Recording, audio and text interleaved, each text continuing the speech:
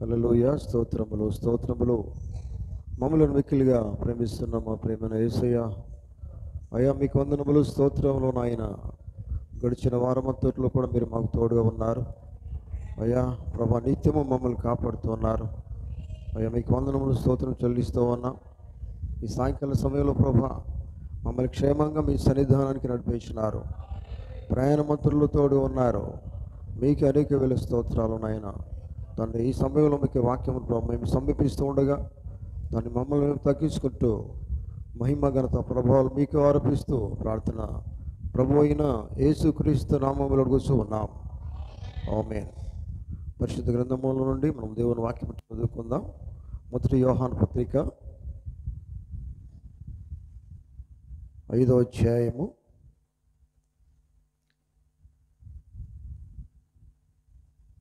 4వ వచనం చదువుకుందాం.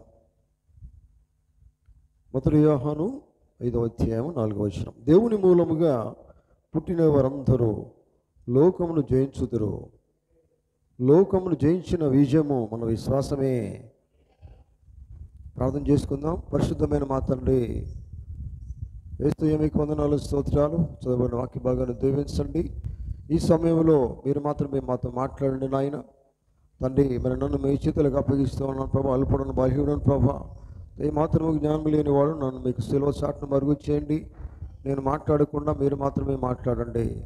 నా స్వరాన్ని మీరు ముట్టండి నాయన. తనకి స్తోత్రాలు. మీరు మాట్లాడే దేవుడు నాయన. మీకు వాక్యం సెలవిస్తున్నది. మాట్లాడి మీరు కాదు, పరిశుద్ధాత్మ అని సెలవిస్తున్నారు. మేము నమ్ముతున్నాం ప్రభా. మీరే పరిశుద్ధాత్మ ద్వారా మాట్లాడండి ప్రభా. నన్ను మీ బిడ్డగా నిలబెట్టండి. నన్ను మీ స్వాధీనం ఉంచుకోనండి. మీరు మాత్రమే మాట్లాడి మా జీవితాలను బలపరచండి. మీరే మహిమ ఘనత ప్రభావాలు పొందవలసిందిగా ప్రార్థన మన ప్రభు అయిన యేసుక్రీస్తు పరిశుద్ధమైన నామంలో అడుగుతూ ఉన్నాం. ఆమేన్. కూర్చుందాం. క్రీస్తునందు ప్రేమైనటువంటి దేవుని బిడ్డలారా, మీకందరికీ యేసుక్రీస్తు నామంలో ఈ సాయంకాలపు శుభము కలుగుగాక. దేవుడు మిమ్మల్ని అందరూ కూడా దీవించును గాక. ఆమేన్. మనము మొదటి యోహాను పత్రిక 5వ అధ్యాయము 4వ వచనం చదువుకున్నాం. ఇక్కడ దేవుని వాక్యం మాట్లాడుతున్నాడు ఆయన. చూడండి, దేవుని మూలముగా పుట్టిన వారందరూ లోకమును జయించుదురు. లోకమును జయించిన విజయము మన విశ్వాసమే. ఆమేన్. హల్లెలూయా. దేవుని స్తోత్రం కలుగును గాక. నేను మీతో మాట్లాడే సబ్జెక్ట్ ఏంటంటే, సమస్తమైన అవిశ్వాసమును జయించేది విశ్వాసమే. అవిశ్వాసమును జయించుట దేని ద్వారా? విశ్వాసము ద్వారా. సమస్తమైన అవిశ్వాసాన్ని జయించుట. దేవుని స్తోత్రం కలుగును గాక. హల్లెలూయా. జయించాలంటే అక్కడ ఏముండాలంటే అక్కడ ఒక యుద్ధం ఉండాలి. ఆమేన్.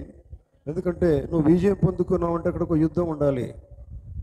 చూడండి, దేవుని బిడ్డలారా, మీకు అర్థమవుతుంది నేను అనుకుంటున్నాను. దేవునికి స్తోత్రం కలుగును గాక.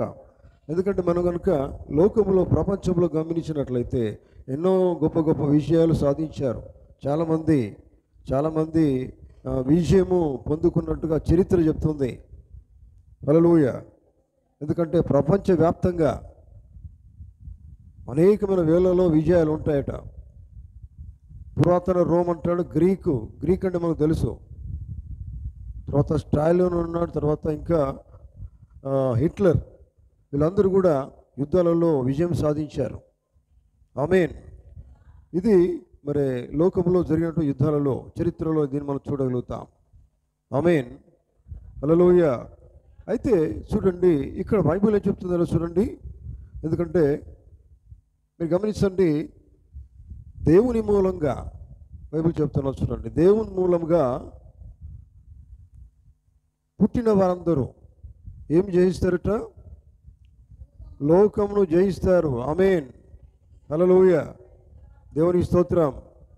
చూడండి, ఈ వర్తమానం మీద ఉంటుంది, పూర్తిగా మీరు చదవండి. నేను చాలా బ్రీఫ్గా చెప్తున్నాను. దేవునికి స్తోత్రం కలుగును గాక. హల్లెలూయా. చూడండి, మామూలుగా యుద్ధం చేయాలంటే, యుద్ధ రంగంలోకి వెళ్ళాలంటే ఆయుధాలు ఉండాలి. నిజమేనా? దేవునికి స్తోత్రం. వీళ్ళరా, యుద్ధ రంగంలోకి వెళ్ళాలంటే మనము ఏమీ లేకుండా వెళ్తే అక్కడ మనం ఓడిపోతాం కదా. కనుక మరి యుద్ధ రంగంలోకి వెళ్ళాలంటే ఆయుధాలు ఉంటాయి, ఆయుధాలు ధరించుకొని వెళ్ళాలా. ఆమేన్, హల్లెలూయా. కనుక చూడండి, అందుకనే దీనికి యుద్ధ రంగంలోకి వెళ్ళాలంటే కొన్ని సూత్రాలు ఉంటాయి, ఒక నియమాలు ఉంటాయి. మామూలుగా ఒక పందెపు రంగం ఉందనుకోండి, పందెం రంగం మీద తెలుసు కదా, ఒక రన్నింగ్ ఉంటే దానికి కొన్ని నియమాలు ఉంటాయి. నియమాల ప్రకారంగా గెలుపు అనేది అక్కడ ఉంటుంది. ఆమేన్. అంటే ఖచ్చితంగా నియమాలు పాటించాలి. దేవుని స్తోత్రం కలుగును గాక. జాగ్రత్త వినండి. ఆమేన్. చూడండి, ఇప్పుడు మనం క్రికెట్ ఆట కూడా ఉంటుంది చూడండి. క్రికెట్ గురించి చాలామందికి తెలుసు. క్రికెట్ ఆడాలంటే కొన్ని నియమాలు ఉంటాయి కదా. నియమాల ప్రకారంగా ఆడితేనే గెలుపు అనేది వాళ్ళు గుర్తిస్తారు. ఎందుకంటే వాళ్ళ లీడర్ ఉంటాడు కదా, కెప్టెన్, ఆయన ఏది చెప్తాడో దాని రూల్స్ని బట్టి వారు ఆట ఆడాలా. ఆ రూల్కు వ్యతిరేకం కనుక ఆట ఆడినట్లయితే దాన్ని గుర్తించరు. అంటున్నారా? కనుక ఖచ్చితంగా నియమాలను పాటించాలా. క్రీడాకారుడు అంటే వీళ్ళు క్రికెట్ ఆడేవాళ్ళు ఖచ్చితంగా దాన్ని నియమాలను పాటించాలా. ఎటున్నారా? హల్లెలూయా. అందుకనే ఆడేటప్పుడు దానికి కొన్ని నియమాలు ఉంటాయట. నియమాన్ని బట్టి వాళ్ళు అర్హత పొందినవారా లేకపోతే అనర్హులా, గెలిచినారా ఓడిపోయినారని వాళ్ళు గుర్తిస్తారు. ఆమేన్, హల్లెలూయా. అట్లాగే ప్రియులారా, ఇప్పుడు మనము ఈ యుద్ధ రంగంలో మామూలుగా ఇట్లా నియమాలు ఉంటాయి. అట్లాగే మరి ఆత్మీయ యుద్ధం. ఆమేన్. మీకు తెలుసా, ప్రవక్త అంటాడు మనము యుద్ధ భూమిలో ఉన్నాం, యుద్ధ రంగంలో ఉన్నాం అంటాడు ఆయన. హల్లెలూయా. మనం యుద్ధ రంగంలో ఉన్నప్పుడు మనకేం కావాలి? ఎఫెసీ పత్రికలో ఈ విషయాలన్నీ కూడా చెప్తాడు ఆయన. దేవుని స్తోత్రం కలుగును గాక. ఎందుకంటే చూడండి, జీవితం అనే పందెములో మనము జీవితం జీవించాల స్పిరిచువల్గా. ఎందుకంటే విశ్వాసం గురించి ఇక్కడ మాట్లాడుతున్నాడు ఆయన. బైబిల్లో మనం చదువుకున్న వాక్యం అదే. ఎట్లా? దేన్ని బట్టి? విశ్వాసమును బట్టి అన్నీ జయించగలుగుతాం. అవిశ్వాసాన్ని జయించాలంటే విశ్వాసం కావాలి. అవిశ్వాసం ఏంటంటే నమ్మదు. అవిశ్వాసమే పాపము అని బైబిల్ చెప్తూ ఉన్నది. ఆమేన్. చూడండి, అందుకనే మనం ఈ పందెపు రంగంలో కూడా పరిగెత్తే ఆటల పోటీలు కూడా చూడండి, దానికి కూడా రూల్స్ ఉంటాయని మనం విన్నాం. అన్నిట్లో రూల్ ఉన్నాయి. అట్లాగే చూడండి, దేవుని ఈ ఆత్మీయ యుద్ధంలో మనము ప్రయాణం చేస్తున్నప్పుడు యుద్ధంలో కూడా ఈ యుద్ధంలో మనం గెలవాలంటే యోగ్యతలు కావాలా. ఆమేన్, హల్లెలూయా. ఎందుకంటే యోగ్యత అంటే అర్హత కావాలి మనకి. ఇప్పుడు చూడండి, మనకు విశ్వాసం లేకపోతే మనం నిజంగా దేవుని బిడ్డలుగా జీవించలేం. నిజమేనా? హల్లెలూయా. చూడండి, ఎందుకంటే ఎవరైనా కానీ తప్పకుండా నియమాలు పాటించాల్సిందే కదా. ఎవరైనా పాటించవలసిందే. ఏ ఆటల పోటీలైనా, మామూలుగా ఆటల పోటీలలో అతను గవర్నర్ అయినా లేకపోతే ఇంకెవరైనా కానీ కాక వారు అన్ని కూడా రూల్స్ పాటించాలి. ఆమేన్. ఇది మనము భౌతికంగా చూస్తూ ఉన్నాం. అదే రీతిగా ఆత్మీయంగా కూడా చూడండి, యుద్ధ రంగంలో ఉన్నప్పుడు మనకు బలమైన విశ్వాసం అనేది మనకు కావాలా. ఆమేన్, హల్లెలూయా. చూడండి, ఇప్పుడు ఏ సంఘమైనా కానీ ఏ శాఖ అయినా కానీ తప్పకుండా ఏం చేయాలంటే బైబిల్ను పాటించాలి. దేవుని వాక్యంలో దేవుడు చెప్పిన ప్రతి మాట వారు కలిగి ఉండాలి. ఆమేన్, హల్లెలూయా. చూడండి, ఎందుకంటే దేవుని వాక్యం అనేది తప్పకుండా వారికి తెలిసి ఉండాలి. దేవుని వాక్యం తెలిసి ఉండాలి. దేవుడు ఏం చెప్పాడో వారికి అర్థమై ఉండాలి. వారు అర్థం చేసుకున్న తర్వాత అదే వాక్య ప్రకారంగా వారు జీవితాన్ని కొనసాగించాలి. ఆమేన్, హల్లెలూయా. మనం హెబ్రీయులకు రాసిన పత్రికలో మాట చూద్దాం. 12వ అధ్యాయం తీయండి ఒకసారి. హెబ్రీయులకు రాసిన పత్రిక 12వ అధ్యాయం,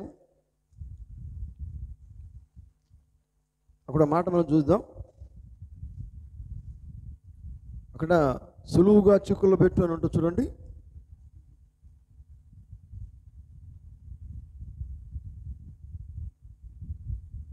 హెబ్రీయులకు రాసిన పత్రిక 12వ అధ్యాయము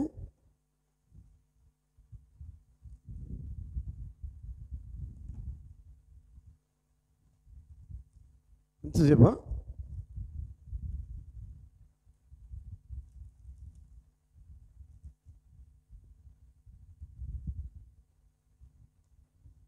చూడండి,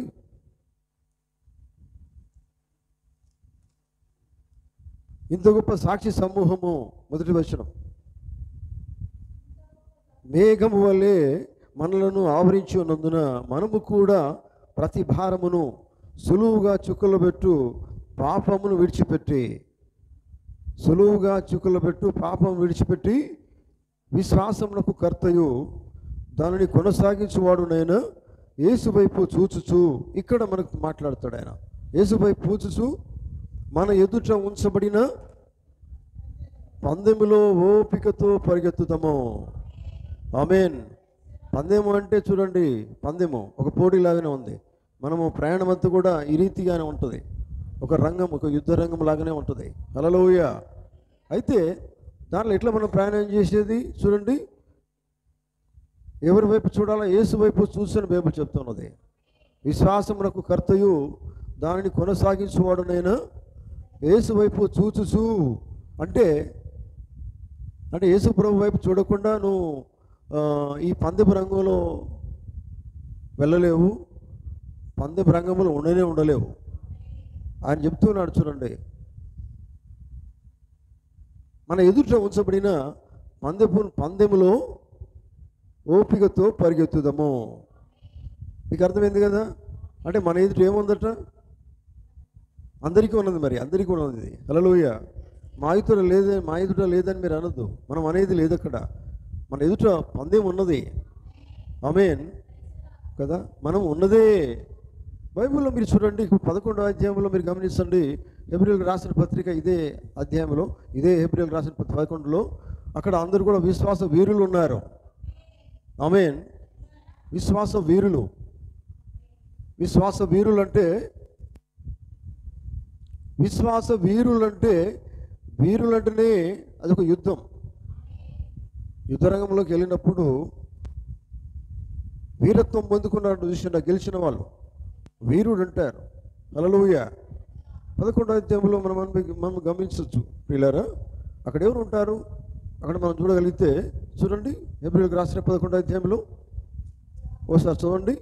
విశ్వాసం అన్నది నిరీక్షించబడి వాటి యొక్క నిజ స్వరూపును, అదృశ్యమైనవి ఉన్న మట్టుకును రుజువునై ఉన్నది. దానిని బట్టి పెద్దలు సాక్ష్యం పొందిరి. ప్రపంచములు దేవుని వాక్యం వలన నిర్మాణమైనవనియు అందును బట్టి దృశ్యమైనవి కనబడే పదార్థములచే నిర్మించబడలేదని విశ్వాసం చేత గ్రహించుకొనుచున్నాము. ఇది ఇక్కడి నుంచి కనుక మనము లైన్గా చూసినట్లయితే అందరూ విశ్వాస వీరులు మనకు కనపడతారు. హల్లెలూయా. దేవునికి స్తోత్రం. విశ్వాస వీరులు చూడండి, గమనించండి. ఆమేన్. విశ్వాస వీరులు అంటే వారు ఒక దేనిలో జయించాలి కదా. జయించాలంటేనే మనము ఏం కలిగి ఉండాలి? దేవుని వాక్యం కలిగి ఉండాలా. ఆమేన్. చూడండి, గమనించండి ప్రియులారా. ఇక్కడ చూడండి, ఇక్కడ ఏముందంటే మనం హెబ్రీయులు 12 ఏముందంటే సులువుగా చుక్కలు పెట్టు పాపమును మనం ఏం చేయాలంటే విడిచిపెట్టమన్నాడు ఆయన. 12వ అధ్యాయంలో మొదటి వచనం ఏముంది? విడిచిపెట్టమని ఉంది కదా. చదవండి ఒకసారి. సులువుగా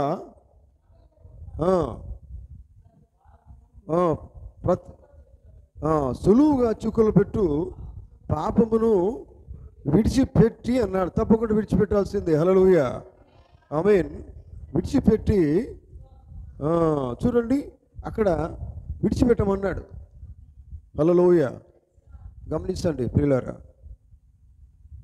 మనం చూసిన బైబిల్లో విశ్వాసం ద్వారానే కదా మన సాక్షి సమూహం ఉన్నారు. అబ్రహాం ఉన్నాడు, ఇస్సాకు ఉన్నాడు కదా, మోషే కూడా ఉన్నాడు. హల్లెలూయా. విశ్వాసం బట్టే విశ్వాస వీరులుగా వాళ్ళు ఉన్నారు బైబిల్లో. ఆమేన్. ఈ సాక్షి సమూహము మేఘం వలె ఆవరించి ఉన్నారు. వీళ్ళందరూ అంటే విశ్వాస వీరులే. ఆమేన్. హల్లెలూయా. దేవునికి స్తోత్రం కలుగును గాక. కనుక దేవుని బిడ్డలారా గమనించండి. ఎందుకంటే ఈ విశ్వాసము కనుక మనము లేకపోతే మనము ప్రయాణంలో ఉండము, మనము విజయం పొందుకోలేము. హల్లెలూయా, దేవుని స్తోత్రం కలుగును గాక. చూడండి ప్రియులారా, బైబిల్ చెప్తున్నది ఆత్మమూలం, దేవుని ఆత్మ మూలంగా. నిజమేనా? హల్లెలూయా. ఆ మాట చదువుతారు ఒకసారి. 1 యోహాను 5:4 ఒకసారి చూడండి. దేవుని మూలముగా. ఇక్కడనే మనం అర్థం చేసుకోవాల్సిన విషయం. అసలు అతను ఎవరంటే లోక మూలముగా జన్మించి అందరూ జన్మిస్తారు. ఆమేన్. కానీ స్పెషల్ ఇక్కడ వాక్యం ఏం చెప్తుంది? అతను దేని మూలంగా జన్మించారు? వాళ్ళు దేవుని మూలంగా. ఆమేన్. దేవుని మూలంగా అంటే అదే దేవుని ఆత్మ మూలంగా, పరిశుద్ధాత్మ మూలంగా. హల్లెలూయా. నూతన జన్మ, ఆత్మీయ జన్మ పొందుకున్న వారందరూ కూడా ఏం చేస్తారు? దేవుని మూలంగా జన్మించిన వారందరూ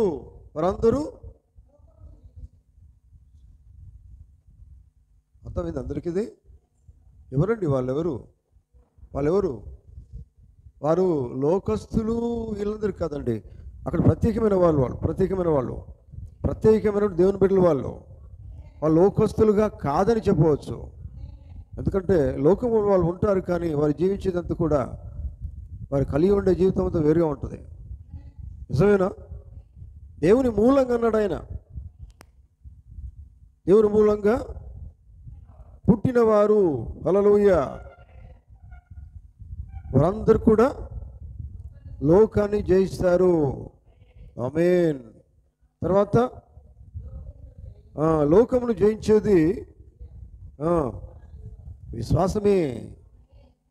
వీళ్ళందరూ విశ్వాసం వీరులే కదా. ఎబ్రీ పత్రికలో 11వ అధ్యాయంలో ఉన్న వాళ్ళందరూ కూడా విశ్వాసం వీరులే. హల్లెలూయా, దేవునికి స్తోత్రం కలుగును గాక. అయితే చూడండి పిల్లలారా, మనము దేవుని మందిరానికైనా లేకపోతే మామూలు మీటింగ్స్ కానీ కొంతమంది వస్తారు. అప్పుడే వాక్యం విన్నట్టుగా ఉంటారు, కానీ అది విన్నట్టుగా ఉంటారు. కానీ వినటం వల్ల విశ్వాసం కలుగుననేది నిజమే. కానీ విడిచిపెట్టే వాళ్ళు కొంతమంది ఉంటారు. వాక్యం విన్న తర్వాత మనం ఏం చేయాలంటే వాక్యాన్ని విడిచిపెట్టొద్దు. ఎందుకంటే వాక్యం కలిగి ఉంటే అది విశ్వాసాన్ని పెంచుతుంది. ఆమేన్.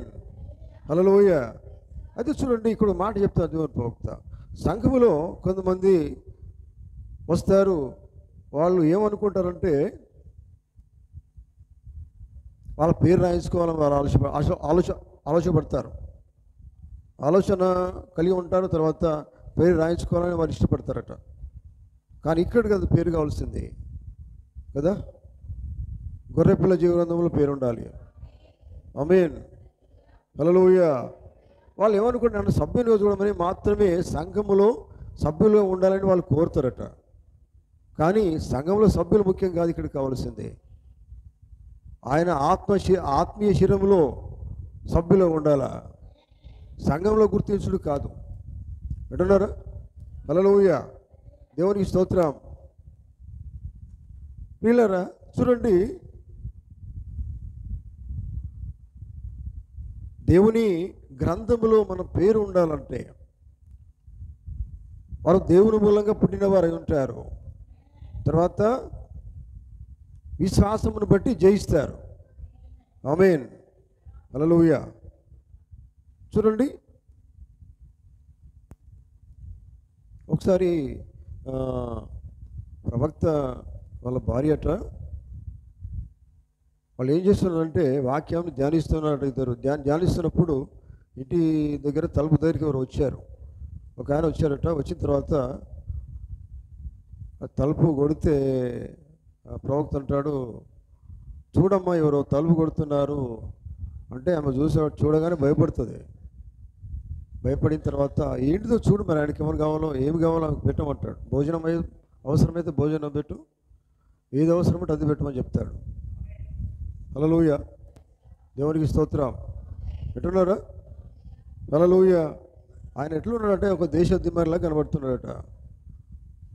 అయితే ఏమైనా ఆయనకు తినేదానికి ఏమైనా ఉంటే అతన్ని పెట్టేసి అని ప్రవక్త అంటాడు. సరే, ప్రవక్త చెప్పినట్టుగానే ఆమె తీసుకొచ్చి ఆయన పెడుతుంది. ఆయన తింటాడు. తిన్న తర్వాత ప్రవక్త ఆయనతో మాట్లాడతాడు. ఎక్కడి నుంచి వచ్చినావు, ఎక్కడ ఉంటారు, ఏం చేస్తారు అంటే ఆయన అంటాడు, నేను ఒక దగ్గర ఉండను. అర్థమవుతుందా?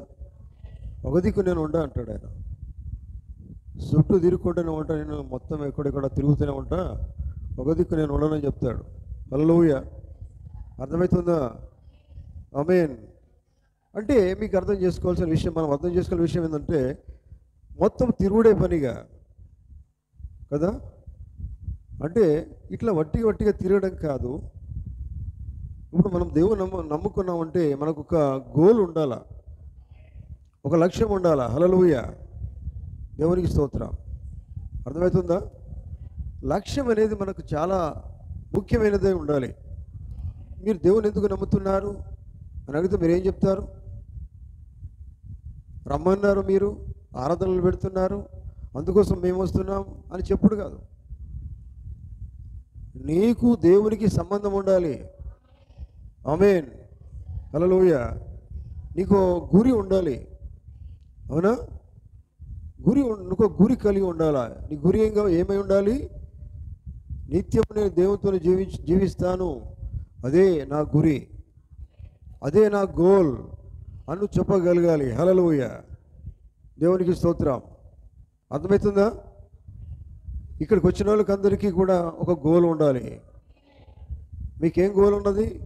మీ లక్ష్యం ఏంటిది? ఉందా అండి? లక్ష్యం ఉందా నీకు? మీ లక్ష్యం ఏంటి? లక్ష్యం అనేది లేకపోతే నువ్వు వచ్చి కూడా ప్రయోజనం లేదు. అంతే కదా. ఏదో దేని మీద నీకు కాన్సన్ట్రేషన్ ఉండడు కాదు. వట్టిగానే వెళ్ళడం, వట్టిగానే రావడం, వట్టిగానే పోవడం కాదు. ఆయన ఏమన్నాడు? ప్రవక్త అడిగితే నేను ఒక దిక్కున్నానండి అని తిరుగుతానంటాడు. అంత అంటే అర్థం ఏంటంటే ఒక దాని మీద మనం ఏం కావాలా? స్టాండ్ కావాలా. ఒకటే మన గోల్ కావాలి. దేవుడే మన గోల్ కావాలి. విశ్వాసులకు దేవుడే గోల్. అంటే దేవుడే మాకు కావాలని, దేవుడే మాకు ముఖ్యమైన వాళ్ళ మీద దేవుడి మీద లక్ష్యం పెట్టి జీవిస్తారు వాళ్ళు. వాళ్ళ కోరిక అంతదే. హల్లెలూయా. దేవునికి స్తోత్రం. అట్లాగే చూడండి, దేవుని నమ్ముకున్నప్పుడు మనకు ప్రయోజనం ఉండాలి, తప్పకుండా ఉంటుంది. మీకు తెలుసా, దేవుని నమ్ముకున్న వాళ్ళకి లాభం లేకుండా ఎవరు కూడా లేరు. అవునా? అర్థమవుతుందా? ఈ లోకము లాభాలు కాదు. ఫస్ట్ మొట్టమొదటి కావాల్సింది దేవుని రాజ్యము. దాంతోపాటు నీకు ఇంకేమి కావాలో అవన్నీ కూడా దేవుడు ఇస్తూనే ఉంటాడు. ఇవన్నీ ప్రయోజనాలే. ఆమేన్. హల్లెలూయా. అయితే దేవుని నమ్ముకున్న వాడికి, దేవుని యందు విశ్వాసం వచ్చిన వాడికి హృదయంలో ఒక సంకల్పం ఉండాలి. ఆమేన్. సంకల్పం అంటే తెలుసు కదా. సంకల్పాన్ని ఏమంటాం మనం? ప్లాన్. నిజమేనా? ప్లాన్ ఉండాలా. మామూలుగా ఏదైనా మనం ఏం చేస్తాం? ప్లాన్ ప్రకారంగానే అన్నీ చేసుకుంటాం. ప్రణాళిక ప్రకారంగానే అన్ని పనులు మనం చేస్తాం. ఆమేన్. హల్లెలూయా. అయితే మన హృదయంలో ఏముండాలంటే ఒక సంకల్పం ఉండాలి. హృదయంలో ఉండాలి సంకల్పం. ఇప్పుడు మీ సంకల్పం ఏమై ఉండాలి? నేను దేవుని సన్నిధికి నేను రావాలి, దేవుని వాక్యం వినాలి, దేవుని వాక్యం చేత నా జీవితాన్ని బలపరుచుకోవాలి, దేవుని దగ్గరికి నేను ఒక దినాన్ని నేను వెళ్ళాలి, దేవునితో నిత్యం నేను జీవించాలి. ఇది మన గోల్ అయి ఉండాలి. హల్లెలూయా. అందుకనే ఇది ఒక ప్రణాళిక ప్రకారాన్ని ప్రతిదీ మనం చేయాలి. లోక విషయాల్లో, మన ఇంటి విషయాల్లో, మన డబ్బు విషయాల్లో, లేకపోతే చదువు విషయాల్లో అంత ప్రణాళిక వేసుకుంటాం. నిజమేనా? మీరు ఇల్లు కట్టుకుంటప్పుడు ఏం చేస్తాం?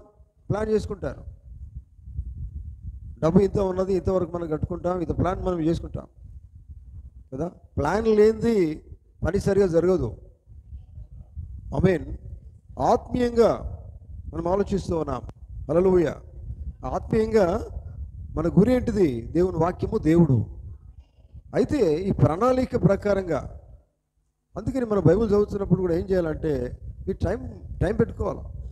వర్తమానాలు చదవాలన్నా కానీ టైం దానికి కేటాయించుకోవాలా ఈ దినాల్లో. హల్లెలూయా. ఎందుకంటే అన్ని పనులు చాలా బిజీ అయిపోయినారు అందరు కూడా. కానీ వాక్యం చదువుకున్న దానికి, ప్రార్థన చేసుకున్న దానికి, ప్రతిదానికి మనం టైం కేటాయించుకోవాలా. ఆమేన్. హల్లెలూయా. చూడండి, గమనించండి ప్రియులారా. ఎందుకంటే ప్రతి మనిషికి ఒక సంకల్పం అనేది తప్పకుండా వస్తుంది. ఎందుకంటే దేవునిలో ఉండేవాడు సంకల్పం అనేది లేకపోతే సరిగా జీవిస్తలేడు. అర్థమవుతుందా? ఎంతమందికి అర్థమైంది? హల్లెలూయా. వట్టిగానే రావడం, వట్టిగానే పోవడం అనేది అది సరైనది కాదు కదా. గోల్ అక్కడ ఉండాలా. ఆమేన్. అర్థమవుతుందా? దేవునికి స్తోత్రం. అందుకే ఇక్కడ ఒక మాట చెప్తారు ప్రవక్త. చూడండి, ఒక మనుషుడు తన జీవితంలో ఒక సంకల్పం కలిగి ఉండే సమయము ఒకటి వస్తుంది. ఆమేన్. అది ఏం చేస్తుందట? అతని జీవితాన్నే మార్చేస్తుంది. ఆమేన్. సంకల్పం ఏంది? దేవుని సన్నిధికి నేను వెళ్తాను, దేవుని వాక్యాన్ని కలిగి ఉంటాను అని నువ్వు ఎప్పుడైతే నిర్ణయం చేసుకుంటావో, సంకల్పము ప్లాన్ వేసుకుంటావో, దాన్ని బట్టి దేవుడు నిన్ను ఏం చేస్తాడైనా దేవుడు నిన్ను మార్చేస్తాడు. దేవుని బిడ్డగా జీవించేదానికి దేవుడు నిన్ను నడిపించుకుంటాడు ఆయన. ఆమేన్. ఇది ఎప్పుడంటే దేవునితో మనకి సంబంధం ఉండాలి, వ్యక్తిగతంగా. దేవుని స్తోత్రం. మీకు తెలుసా, మనము చాలాసార్లు దేవుని కొరకు జీవించలేకపోతున్నాం. కారణం ఏంటంటే దేవునితో మనకు వ్యక్తిగతమైన సంబంధం ఉండాలి. వ్యక్తిగతంగా దేవుడు నీతో మాట్లాడాలా, నువ్వు దేవునితో మాట్లాడాలి. వాక్యం ద్వారా కావచ్చు. అర్థమవుతుందా? ఇప్పుడైతే దేవుడు వాక్యం ద్వారా మనతో మాట్లాడుతున్నాడు ఆయన. హల్లెలూయా. మీరు బైబిల్ చదువుతున్నారంటే అర్థమైంది, దేవుడు వాక్యం ద్వారా నీతో మాట్లాడుతున్నాడు అని అర్థం చేసుకోవాలా. నువ్వు ప్రార్థన చేస్తున్నావు, దేవునితో మాట్లాడుతున్నావు. హల్లెలూయా. చూడండి, ఒక వ్యక్తి నిజంగా దేవునితో మాట్లాడినప్పుడు, దేవుని కలిసినప్పుడు ఎట్లుంటాడో తెలుసా? అతను ఎప్పుడు కూడా మార్చబడకుండా ఉండలేడు. ఆమేన్. దేవుణ్ణి నువ్వు కనుక ఆయన చూసినా, ఆయన నీతో మాట్లాడినా, అది నువ్వు అర్థం చేసుకుంటే నువ్వు మార్చబడకుండా ఉండలేవు. అర్థమైందంటే నువ్వు తప్పకుండా మార్చబడతావు. ఆమేన్. హల్లెలూయా. చూడండి, అందుకనే ఒక వ్యక్తి దేవుని ముఖాముఖిగా కలిసిన తర్వాత అతడు మార్చబడలేకుండా ఉండలేడు. అర్థమవుతుందా? ఆమేన్. హల్లెలూయా. ఎందుకంటే అతన్ని మార్చేది ఎవరు? దేవుడు మారుస్తాడు. ఆమేన్. అంటే ఎప్పుడు మార్చబడతావో తెలుసా? నువ్వు దేవునికి దూరంగా జీవిస్తున్నావు. దానికి కారణం ఏంటంటే రోజు దేవునికి నీకు సంబంధం అనేది దూరం అయిపోతుంది. అర్థమవుతుందా? హల్లెలూయా. దీనికి మనం ఏం చెప్తామంటే సమయం లేదు, పనులకే సమయం మనం ఎక్కువ కేటాయించుకుంటున్నాం కనుక ప్రార్థనకి సమయం లేదు, దేవునితో మాట్లాడడానికి సమయం లేదు, దేవుడు మనతో మాట్లాడడానికి సమయం లేదు. ఇవన్నీ మనం సమయం లేకుండా జీవిస్తున్నాం. ఇది ఏం చేస్తుంది మనల్ని? దేవుని నుంచి దూరం చేస్తుంది. ఆమేన్. హల్లెలూయా. దేవుని నుంచి దూరము చేయబడతాం. అర్థమవుతుందా? ఆమేన్. అందుకనే ఒక్కసారైనా దేవుని నువ్వు కలుసుకుంటే, ఒక్కసారి కలిసే చాలు దేవుడు నువ్వు తన వైపు తిప్పుకుంటాడు. ఎందుకంటే ఆయనతో మాట్లాడతాడు. హల్లెలూయా. ఆయన మాట నువ్వు ఖచ్చితంగా విన్నట్లయితే దేవుడు నిన్ను పట్టుకుంటాడు, నిన్ను వాడుకుంటాడు. హల్లెలూయా. నిన్ను వాడుకుంటాడు. దేవుని స్తోత్రం కలుగును గాక. బైబిల్లో ఎంతోమంది వ్యక్తులు ఉంటారు. గమనించండి, బైబిల్లో వాళ్ళని కనుక మనం గమనించినట్లయితే దేవుడు ఎప్పుడైతే వాళ్ళని కలుసుకుంటాడో, వారు దేవుని కలుసుకుంటారో, వారితో దేవుడు మాట్లాడతాడో, అప్పుడు వారు దేవుని మాట ప్రకారంగా జీవిస్తారు. ఆమేన్. బైబిల్లో చూడండి, కొంతమంది వ్యక్తులను కనుక మనం చూసినట్లయితే, ఇప్పుడు నోవహు ఉన్నాడు బైబిల్లో. Praise the lord. హల్లెలూయా. నోవహును కనుక మనం తీసుకుంటాం ప్రియులారా, తీసుకున్నట్లయితే నోవహుతో దేవుడు మాట్లాడారు. ఆమేన్. మరి నోవహు దేవుడు నాతో మాట్లాడతాడని అనుకోలేదు. గమనించండి,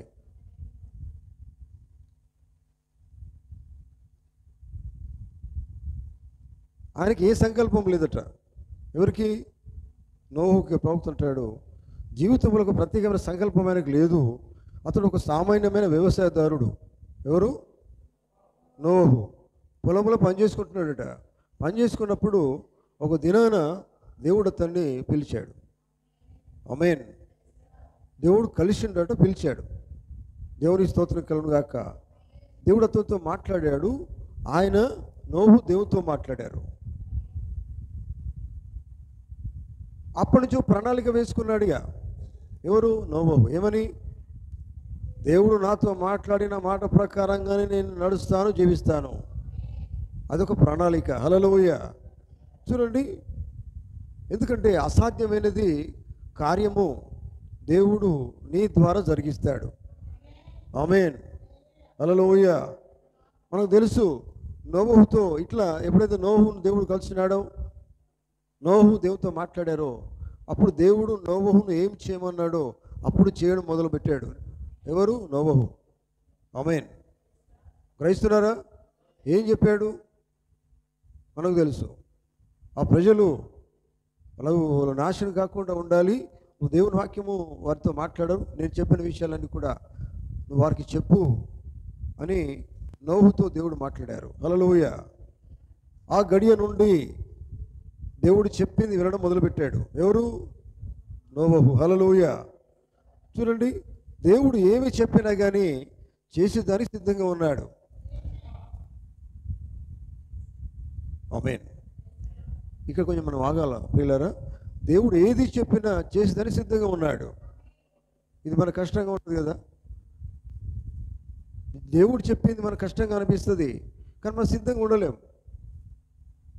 కానీ ఇక్కడ నోహు మరి అది లోకానికి విరుద్ధమైన కార్యం అది కదా. అయినప్పటికీ దేవుడు చెప్పాడు. ఆమేన్. ఏమన్నాడు మీకు తెలుసు? ఓడను తయారు చేయమన్నాడు. హల్లెలూయా. ఓడ తయారు చేయమన్నాడు. చూడండి, ఓడ తయారు చేసినప్పుడు చాలా వింత కార్యం జరుగుతుంది. వింత కార్యం అనుకుంటారు వాళ్ళు. ఎందుకంటే ఎందుకు ఓడ తయారు చేస్తున్నావయ్యా అని వాళ్ళు అడిగినప్పుడు, వర్షము వస్తుంది, వర్షం వస్తుంది, తర్వాత జలప్రళయంలాగా వచ్చేస్తుంది, మరి మీరందరూ నాశనం అయిపోతారు, అందుకనే ఇది దేవుడు తయారు చేయమన్నాడు అని నోహు చెప్పినప్పుడు వారందరూ కూడా ఆయన గేలి చేస్తారు, వింతగా నవ్వుతారు. ఆమేన్. చూడండి, ఎందుకంటే వారు ఎప్పుడు కూడా భూమి మీద వర్షాన్ని చూడలేదట. వింటున్నారా? చూడలేదట. మరి ఇంతవరకు వర్షం అనేది వాళ్ళు చూడలేదట. చూడండి, భూమి మీద అన్నట్టు వాళ్ళు ఎట్లా చేసిన ఊటల ద్వారా వ్యవసాయం పనిచేసేటట. ఊటలు అర్థమవుతుందా? ఊటల ద్వారా వారు వ్యవసాయం పనిచేసేటట. అయితే ఆకాశంలో ఒక మేఘాన్ని కూడా వాళ్ళు చూడలేదట. మేఘం కూడా వారు చూడలేదట. ఆమేన్. కానీ ఇవన్నీ జరగబోతున్నాయని చెప్పేది ఎవరంటే నోహు చెప్తున్నాడు. వీళ్ళు ఎప్పుడు చూడని విషయాలన్నీ కూడా నోహు వారికి చెప్తూ ఉన్నాడు. ఆమేన్. ఇది ఆత్మీయ కార్యం ఇక్కడ జరుగుతుంది. హల్లెలూయా. ఆమేన్. చూడండి, అయితే ఇక్కడ గమనించండి, దేవుని కొరకు ఒక కార్యము నేను సాధించాలని నోహు హృదయంలో సంకల్పించాడు. ఆమేన్. సంకల్పం అన్నది ఎక్కడి నుంచి వచ్చిందట? హృదయం నుంచే. దేవునికి ఒక కార్యం నేను చేయాలనే సంకల్పం ఎక్కడున్నది? హృదయంలో ఉంది. అట్లాగే మనము కూడా దేవుని కొరకు ఒక కార్యం చేయాలని హృదయంలో ఒక సంకల్పం రావాలి. ఆమేన్. ఎక్కడి నుంచి రావాలి? హృదయంలో నుంచి రావాలా. దేవుని కొరకు పని చేయాలి, ఒక ప్రణాళిక అనేది మనము ఏర్పాటు చేసుకోవాలా. ఆమేన్. ఏదో సాధించాలి, దేవుని కార్యం సాధించాలి అనేది మరి నోహు కలిగి ఉన్నాడు. అది ఆలోచించాడు, ప్లాన్ కలిగి ఉన్నాడు, సంకల్పం కలిగి ఉన్నాడు. హల్లెలూయా. దేవునికి స్తోత్రం. చూడండి, మనకి తెలిసిదంతా కూడా, ఎందుకంటే తర్వాత ఏం జరుగుతుందో మనకు తెలుసు.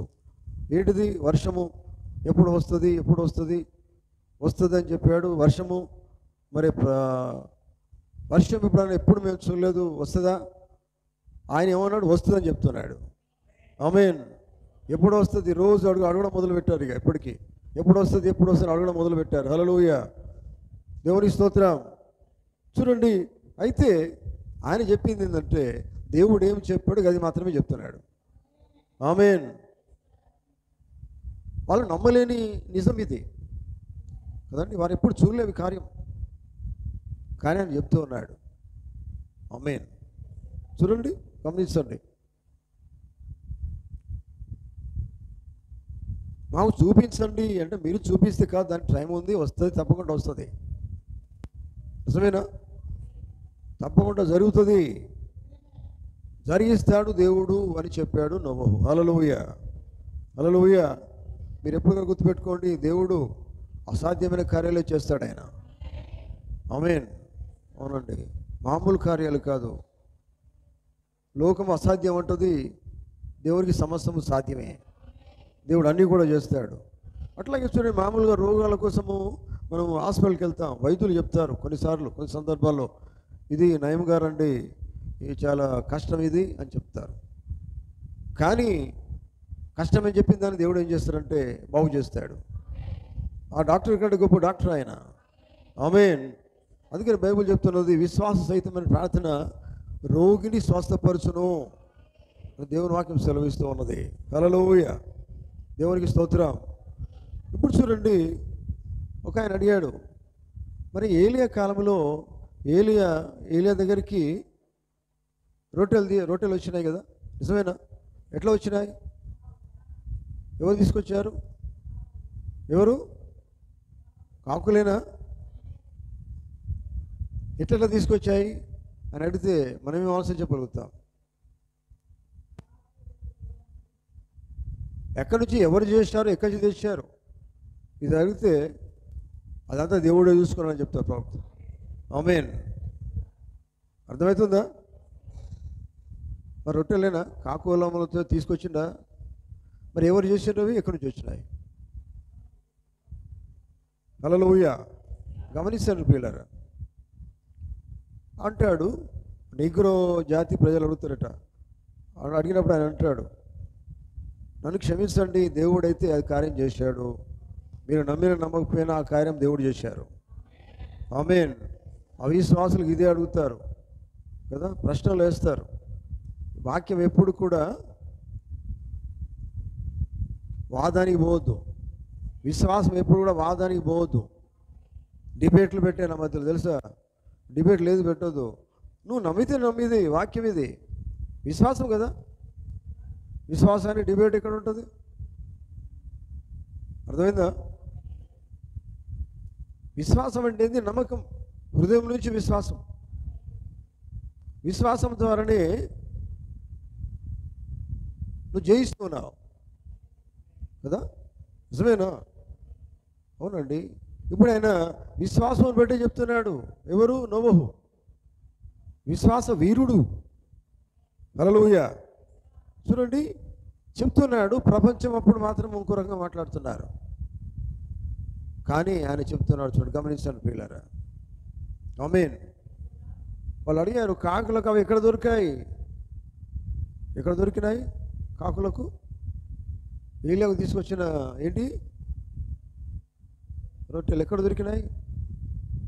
ఇట్లా చెప్తే ఏం చెప్పాలా? చూడండి, గమనించండి. దేవుడు సృష్టించగలడు.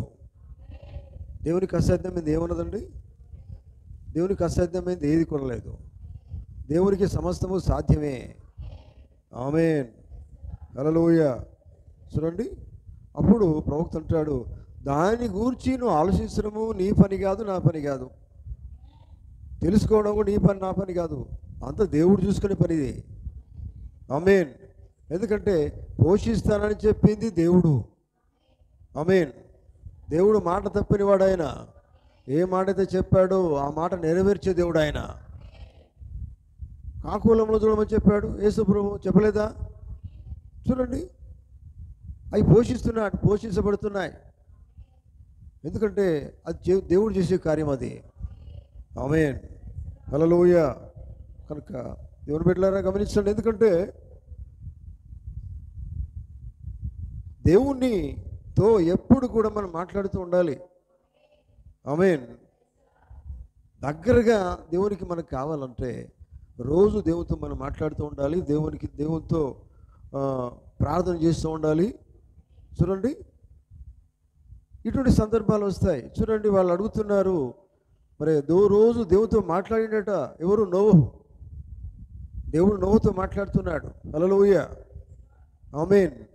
గమనించండి, మనం అనుకుంటాం ఒకటేసారి మాట్లాడినాము, దేవుడు చెప్పిండేమో అని మనం అనుకుంటాం, కానీ రోజు మాట్లాడుతూనే ఉన్నాడు. ఆమేన్. అర్థమవుతుందా? చూడండి, దేవుడు అన్నీ చూస్తున్నాడు, దేవుడికి సమస్తం తెలుసు, కానీ మళ్ళీ మాట్లాడుతూనే ఉన్నాడు. ఈయన మాట్లాడుతున్నాడు, దేవుడు చెప్తూనే ఉన్నాడు. ఆమేన్. అంటే ఇది ఏం చేస్తుందంటే దేవుని లోపల ఉండేదాన్ని చేస్తుంది ఆ కార్యం. దేవుని మాట నెరవేర్చేటట్టుగా దేవుడు నోహును సిద్ధపరుస్తాడు. ఆమేన్. హల్లెలూయా. అందుకని బైబిల్లో ఒక మాట ఉంది, క్రీస్తు యేసునందున్న వాళ్ళు నిజంగా ఆయన కొరకు నిలబడేటోళ్ళు, ఆయన కోసం జీవించేటోళ్ళు, సద్భక్తితో బ్రతకాలని ఎవరైతే ఆశపడతారో వారి జీవితం ఎట్లా ఉంటుందండి? హింసలు పొందుతుంటారు, హింసిస్తారు కదా. సద్భక్తితో బ్రతుకును ద్వేషించిన వారందరూ కూడా హింస పొందుతారు. ఇప్పుడు ఆయన ఏమంటున్నారు? వాళ్ళు హింసిస్తూ ఉన్నారు, రకరకాలుగా మాట్లాడుతూ ఉన్నారు. ఎవరిని? నోహును ఆ కాలంలో. హల్లెలూయా. చూడండి, కానీ బైబిల్లో మాటలు చూడండి, సంతోషిస్తామన్నాడు. ఆ సమయంలో ప్రజలు మిమ్మల్ని నిందిస్తారు, హింసిస్తారు, మీ మీద చెడ్డ మాటలెల్లా పలుకుతారు. అప్పుడు మీరు ఎలా ఉండాలి? గంతులు వేయండి, సంతోషించండి. ఆమేన్ అని బైబిల్ చెప్తూ ఉన్నది. హల్లెలూయా. చూడండి, ఎందుకంటే పూర్వమందు ఉన్న ప్రవక్తలు కూడా వాళ్ళు హింసించారు. మరి బైబిల్ మీరు చూస్తే ప్రతి కాలంలో ప్రవక్తను వాళ్ళు సంతోషపరచలేదు, అందరూ హింసించారు. బాప్తిస్మం యోహాను అయితే ఇంకేం చేశారు అది కాలంలో? అవునండి, చూడండి, అంటే ఎవరు కూడా హింసించకుండా సంతోషంగా చేర్చుకున్నవారు లేరు. ఆమేన్.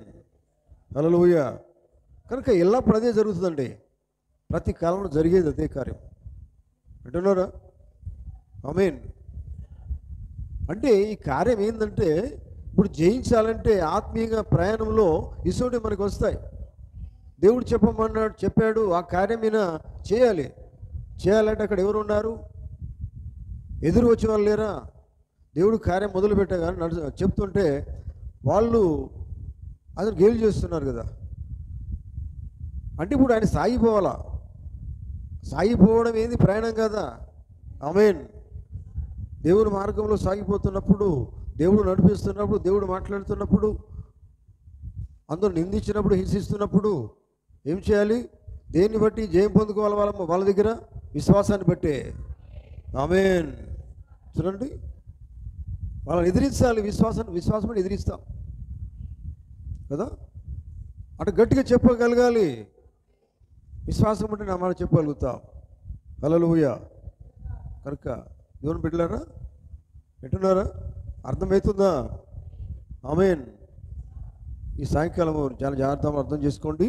ఎందుకంటే మనము వాస్తవంగా ఏంటంటే, ఎప్పుడైతే మనము నూతన జన్మ పొందుకుంటున్నామో ఈ లోక పౌరులం కాదు, మన పరలోక పౌరులం. నిజమేనా? జన్మించేది ఇక్కడ, మనం జన్మించేది ఆ జన్మని ఈ లోక సంబంధమైనది కాదు, దేవుని మూలంగా అని బైబిల్ చెప్తున్నది. దేవుని మూలంగా జన్మించే జన్మ ఆత్మీయ జన్మ.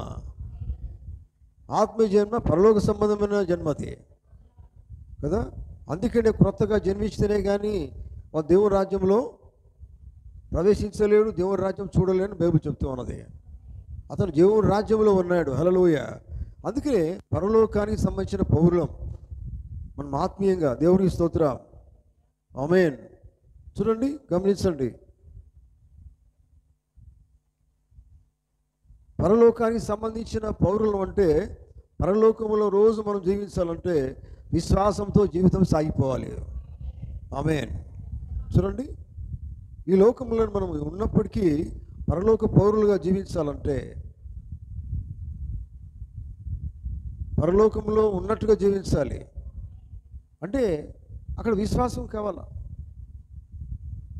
అయ్యా మరి పరలోకం మేము దేవునికి ఇష్టపడిన జీవిస్తున్నామని నువ్వు చెప్తున్నప్పుడు లోకం నేను ఎదిరించడానికి ప్రయత్నం చేసి సాతాను ఎదిరించడానికి ప్రయత్నం చేస్తాడు. అటువంటిప్పుడు నువ్వు ఏం చేయాలి? వాడిని జయించాలి. ఎట్లా నువ్వు జయిస్తావు అంటే విశ్వాసం ఉంటేనే జయిస్తావు. ఆమేన్, హల్లెలూయా. ప్రజలకి నువ్వు వింతగా ఉంటావు, నువ్వు వింతగా ఉన్న పర్వాలేదు, కానీ నీ లోపల విశ్వాసం ఉంది. విశ్వాసంతో నువ్వు ఏం చేస్తున్నావు అంటే అందరిని ఎదిరిస్తావు. నీకు వ్యతిరేకంగా మాట్లాడే ప్రతి వారిని నువ్వు ఎదిరిస్తావు. దేని ద్వారా? విశ్వాసం ద్వారా. ఆమేన్, హల్లెలూయా. చూడండి, ఒక మాట చెప్పి నేను ముగిస్తాను ప్రియులారా. మనము పరలోక సంబంధమైన పౌరులమై ఉన్నాం. పరలోక సంబంధిగా నువ్వు జీవించాలంటే, ఈ లోకంలో నువ్వు జీవించాలంటే నువ్వు ఏం చేయాలంటే, యుద్ధ రంగం అనే ఈ రంగంలో జయించే జీవితం నువ్వు కలిగి ఉండాలంటే ఆత్మీయంగా ఆయుధాలు ధరించాలా. ఆమేన్. లోక సంబంధమైన ఆయుధాలు కాదు, ఆత్మీయంగా ఆయుధాలు ధరించాలి. నిజమేనా? ఎందుకంటే ఇవి లేకపోతే నువ్వు జయిస్తావు? జయించలేవు. సర్వాంగ కవచం ధరించుకోవాలి. ఆమేన్. సర్వాంగ కవచం ఏమై ఉన్నది? అది దేవుని వాక్యమై ఉన్నది. ఆమేన్. చూడండి, ఈ విషయాలన్నీ ఎఫెసీ పత్రికలో ఉంటాయి. దేవునికి స్తోత్రం. చూడండి, ఇవన్నీ మనము పొందుకోవాలి, ఆత్మీయంగా ధరించుకోవాలి. ఇవి ధరించుకున్నప్పుడే మనము విశ్వాసంతో అన్నీ జయించుకుంటా సాగిపోతాం మనం. ఆమేన్, హల్లెలూయా. దేవునికి స్తోత్రం కలుగును గాక. నేను ముగిస్తున్నాను, దీన్ని వచ్చి మనం కంటిన్యూ చేద్దాం. ఓకేనా? ప్రైజ్ ద లార్డ్, హల్లెలూయా. ఎందుకంటే ఒక్కసారి కాకుండా దీన్ని కొంచెం మెల్లగా దీన్ని మనం అర్థం చేసుకుందాం. ఆమేన్. ఎందుకంటే జయించే జీవితం మనకు కావాలా. ఏమి కలిగి జయించాలా? విశ్వాసముతో జయించాలా. దేవుని మూలంగా జన్మించిన వాళ్ళం మనం. లోక జన్మ అనేది మనం కాసేపు మర్చిపోదాం. ఎప్పుడు కూడా మీరు మర్చిపోకండి, ఆత్మీయంగా జన్మించినటువంటి పరలోక పౌరులం మనం. పరలోక సంబంధంగా జీవించే దేవుని బిడ్డలం కనుక వారే విశ్వాసంతో జీవిస్తూ సాగిపోతారు. ఆమేన్. దేవుడు తన మాటలు దీవించును గాక. మనం లేచి నిలబడదాం. హల్లెలూయా. స్తోత్రం, స్తోత్రం.